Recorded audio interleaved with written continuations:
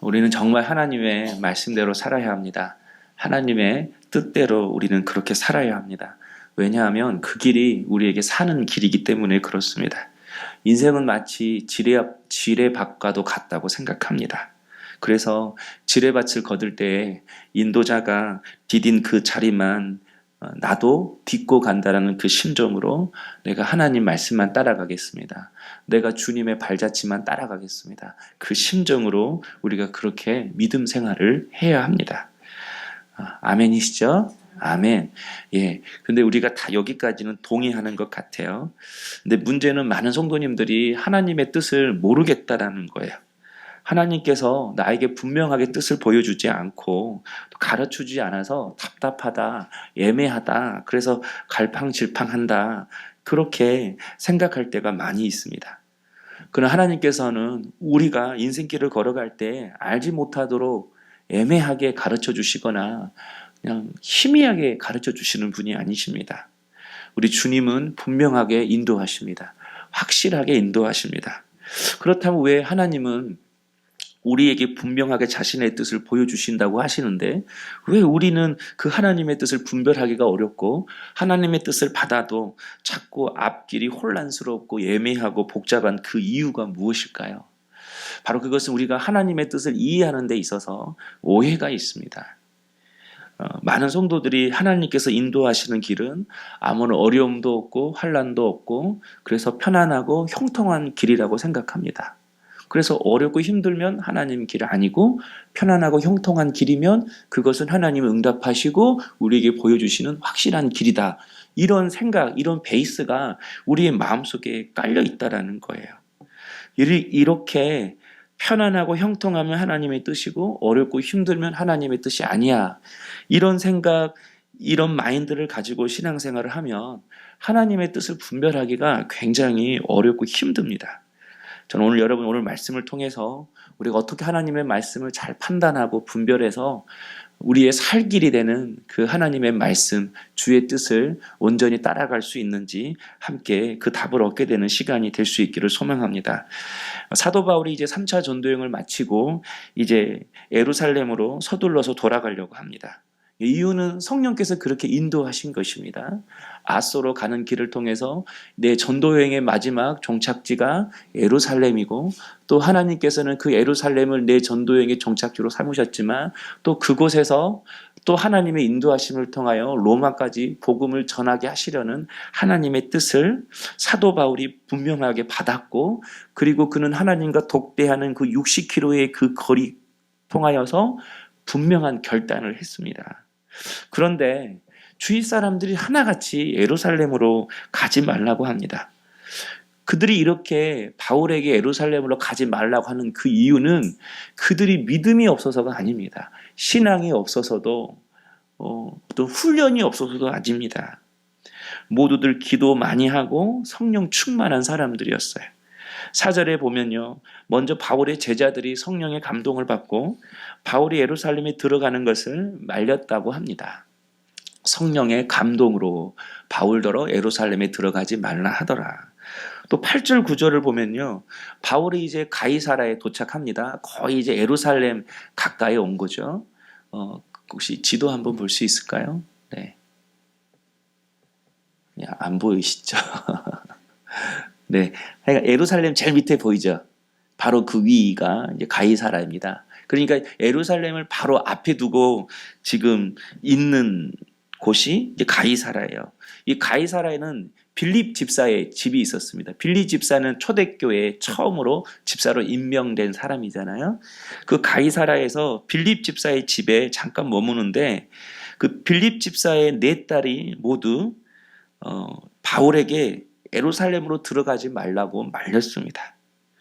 한 사람도 아니라 4명이 다 말리는 거예요. 그런데 이 4딸 모두 애언하는 은사가 있었다고 합니다. 애언하는 사람이 한 사람도 아니라 4사람이 함께 예언을 받았고 똑같은 예언을 받았어요. 그럼 확실한 거 아니에요? 예루살렘으로 들어가지 말라. 바울에게 이렇게 이야기를 했습니다. 또 조금 있으니까 이 4딸보다 더 유명한 아가보라는 선지자가 바울에게 찾아옵니다. 이 사람은 예루살렘에 흉년이 있을 것이라는 것을 예언해서 맞춘 사람이에요. 그러니까 예언의 은사가 굉장히 강한 사람이죠. 정확하고. 그가 바울을 찾아와서 예루살렘에 들어가면 결박당한다. 이 말을 말로만 전한 것이 아니라 직접 띠를 가져다가 어떻게 결박당할 것인지 자신이 그 모습을 보여주면서 바울 들어가면 이렇게 결박당해요 라고 하면서 가지 말라고, 예루살렘에 들어가지 말라고 그렇게 이야기를 합니다. 그러니까 바울을 말리는 모든 사람들의 한결같은 그 말은 이런 거예요. 예루살렘으로 가면 결박과 환난이 기다린다고 했으니까 가지 마세요. 그것은 하나님의 뜻이 아닙니다. 이거 아니겠어요? 들어가는 것은 하나님의 뜻이 아닙니다. 그저 막는 정도가 아니라 울면서 여러 번 말렸다고 이렇게 이야기를 합니다. 여러분 같았으면 어떻겠습니까? 여러분 가족 중에, 여러분의 자녀 중에 선교사님이 계시는데 그분이 어렵고 힘든 인도나 아프리카나 이슬람 지역으로 들어간다고 하면, 그리고 들어가면 어려움과 환난을 당하게 될 것이다 라는 응답을 받았다면 여러분 어떻게 하실 건가요? 짐 싸서 옆에서 뜯어 말리겠죠. 여러분이 기도해 주시는 목사님이 또 여러분에게 영향력 있는 어떤 그 신앙의 선배들이 가지 말라고 한다면 여러분 어떻게 결정하실 것입니까? 이번 필리핀 화산 활동 있잖아요. 어떻게 해야 되죠? 화산 활동이 있으니까 가지 말라고 해야 되는 거죠. 네, 그런 마음도 있을 겁니다. 왜 우리에게 그런 마음이 드는가? 결론은 하나거든요. 하나님의 뜻은 어려움이 없는 길이라고 생각하는 것 때문에 그렇습니다. 그래서 하나님이 어려운 일이 있을 것이라고 보여주셨다라는 말은 하나님이 가지 말라는 뜻이다. 이렇게 생각하는 거죠. 그래서 바울 주변에 있는 모든 사람들이 바울을 이렇게 말렸습니다. 그런데도 바울은 예루살렘으로 가고자 했어요. 우리 아까 말씀 한번 봤잖아요. 성령의 감동으로 제자들이 바울을 말렸대요. 빌립의 네 딸도 성령의 감동을 받아서 예언했잖아요. 그리고 아가보도 성령의 감동으로 가지 말라고 말했잖아요. 그런데 바울은 가려고 해요. 그러면 사도 바울이 지금 성령의 뜻을 거스리는 거잖아요. 지금 그러면 정말 바울이 성령님의 뜻을 거슬러서 자기 뜻대로, 자기 계획대로 이렇게 예루살렘에 가고자 하는 것인가요? 아니죠. 절대 아니죠. 왜 서로 이렇게 다른가? 문제는 해석이었습니다. 13절에 보니까 바울이 대답하되 여러분이 어찌하여 울어 내 마음을 상하게 하느냐. 여기서 상하게 하느냐 이 말은요, 마음을 산산조각 내다 그런 뜻이거든요. 왜 내 마음을 이렇게 산산조각 깨트리느냐. 나는 주 예수의 이름을 위하여 결박당할 뿐 아니라 예루살렘에서 죽을 것도 각오하였노라. 이렇게 사도 바울이 이야기합니다. 그러니까 사도 바울도 예루살렘에 들어가면 환난 당한다, 어려움 당한다, 핍박 당한다. 사도 바울도 미리 알았다라는 거예요. 성령께서 사도 바울도 알게 하셨어요. 그런데 뭐가 달라요? 해석이 다른 거죠. 바울은 성령님께서 예루살렘에 가면 결박과 환난 당할 것을 성령께서 미리 가르쳐 주신 것은 예루살렘에 들어갔을 때 네가 고통당하고 핍박당하고 결박당해도 절대로 당황하지 말라. 두려워하거나 도망가지 말라. 이렇게 해석했다라는 거예요. 내가 너에게 이런 일이 있을 거라고 미리 말해 주었지. 어려움이 당하면 그래 예루살렘에 들어가면 이런 고난과 핍박이 있을 거라고 내가 너에게 미리 말해 주었지. 너 그때 당황하지 마. 너 그때 두려워하지 마. 너 그때 도망가지 마. 너 그때 포기하지 마. 사람들이 너를 결박하면 그냥 받아들여. 너에게 핍박이 오면 그냥 그거 받아들여.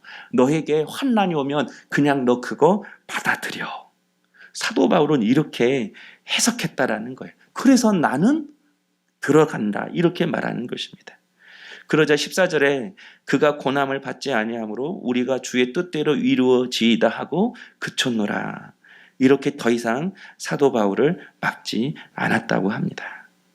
성도 여러분, 오늘 이 말씀을 통해서 우리에게 주시는 중요한 교훈이 있습니다. 우리가 하나님의 뜻을 알려고 할 때 조심해야 할 것이 있어요. 우리가 하나님의 뜻을 알려고 할 때 그 뜻의 기준, 그 분별의 기준이 편한 길이냐 어려운 길이냐, 그것이 우리가 하나님의 뜻을 분별하는 기준이 된다면 정말 하나님의 뜻은 오리무중일 때가 많이 있습니다. 오히려 더 혼란에 빠지게 되는 것입니다. 하나님이 인도하시는 길이 무조건 편안하고 잘 되는 길이라고 생각하면 여러분 절대로 하나님의 뜻대로 오히려 살아갈 수가 없습니다. 예수님도 하나님의 뜻이 편안하고 왕이 되고 주님의 권세를 온 세상 가운데 드러내는 길이었다면 절대 우리에게 구원은 주어지지 않았습니다. 주님이 결론적으로 걸어가신 그 길은 골고다 그 십자가 언덕이었습니다. 거기는 고난이 있었잖아요. 핍박이 있었잖아요. 죽음이 있었잖아요. 고통이 있었잖아요. 그러면 여러분, 어려움이 없는 편안한 길만 찾으려고 해서는 안 된다는 거예요. 그러니까 오늘 여러분 기도 중에 하나님 어려움 없게 해주세요. 고통 없게 해주세요. 이 문제 해결해 주세요. 이렇게만 기도하면요, 절대로 나를 향하신 하나님의 뜻을 우리가 제대로 알 수가 없다라는 거예요. 성령님께서 사도 바울에게 보여주신 이유는 환난이 와도 두려워하지 말고 그 환난을 감당해라. 기도로 준비해라. 이렇게 받아들였고, 제자들과 빌립의 딸들과 아가보에게 보여주신 이유는 바울에게 이런 환난이 있으니까 바울이 이 환난을 잘 감당할 수 있도록 너희들이 중보해라, 기도해라, 이렇게 받아들여야 했다라는 것입니다. 사랑하는 성도 여러분, 오늘 우리가 어떤 길을 가야 할지 판단하기 힘들 때가 많이 있습니다. 편안한 길이라 할지라도 그 길이 아닐 수가 있습니다. 내가 선택하고 걸어야 할 그 길이 고통스럽고 어려있지만 그 길이 내가 진정으로 걸어가야 할 길일 수 있다라는 것입니다.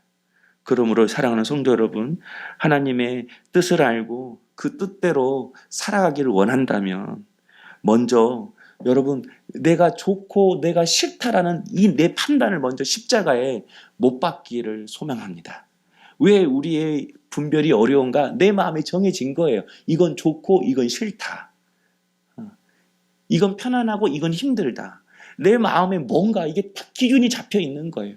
그래서 편안한 것으로, 내가 생각하기에 좋은 것으로만 인도함 받으려고 하니까 자꾸 나는 변화가 없고 자꾸 환경은 더 복잡하고 힘들어질 때가 많이 있다는 것입니다. 그러므로 사랑하는 성도 여러분, 내 좋고 나쁜 것을 다 십자가에 다 못 박고 철저하게 나의 삶 속에서 나를 향하신 하나님의 뜻이 어디 있는지, 나에게 열어주신 그 길이 어디 있는지 그것을 분명히 보고 그 길로 걸어갈 수 있는 우리 사랑하는 성도님 될 수 있기를 주님의 이름으로 축복합니다. 이번 필리핀 선교를 준비하면서 정말 여러 가지 일들이 있었는데 정말 가장 큰 일은 화산이었죠. 화산 때문에 가야 되나 말아야 되나 제가 고민을 안 했다면 사람이 아니겠죠. 저도 제 마음속에 고민은 있었어요. 그런데 제 마음속에 한 가지 확실한 것은 화산이 났다고 가지 않는 것은 주님의 뜻이 아님을 저는 알았어요. 그냥 이렇게 맡기는 거죠. 미리 포기하고 미리 취소하는 것이 아니라 이렇게 인도함 받고 가다가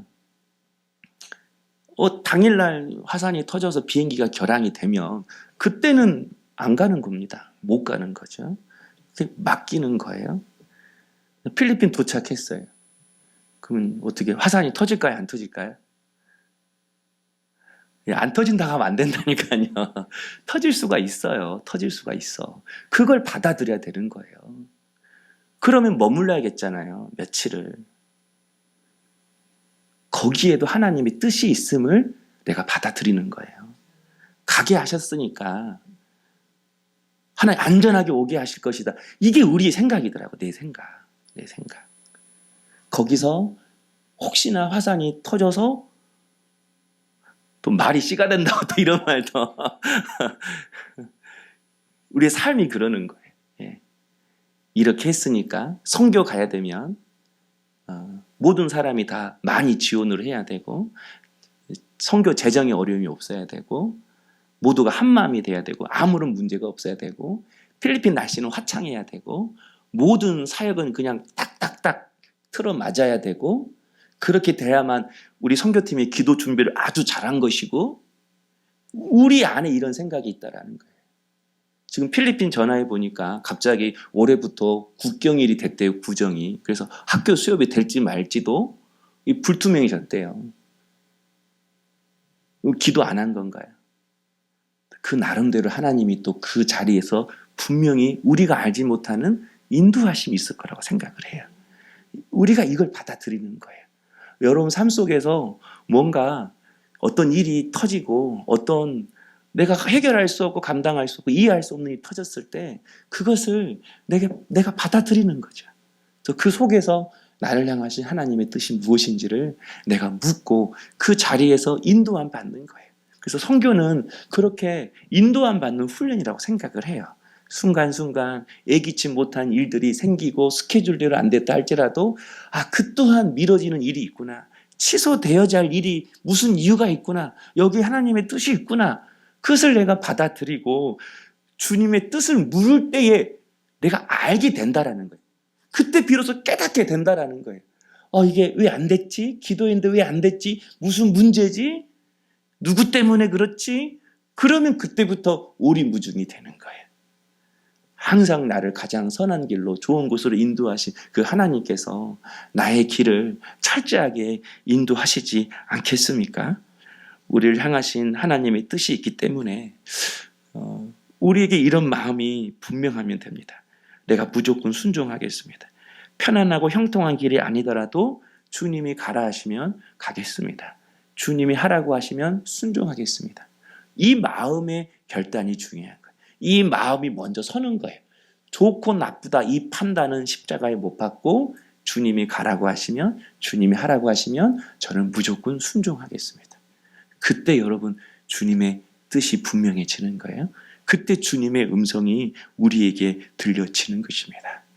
여기 바울이 지금 수많은 사람들이 가지 말라고 했을 때 사도 바울은 결코 흔들리지 않았어요. 이유가 뭐냐면 사도 바울은 본인이 받았고 본인이 결단했기 때문에 그리고 좋고 나쁘고의 이 판단을 십자가에 못 박고 하나님의 뜻이 어디인지 그 길만 따라가기로 이미 사도 바울은 결단했기 때문에 그는 흔들리지 않고 예루살렘으로 들어갔습니다. 오늘 우리의 삶도 이렇게 인도함 받는 우리 성도님 될 수 있기를 주님의 이름으로 축복합니다.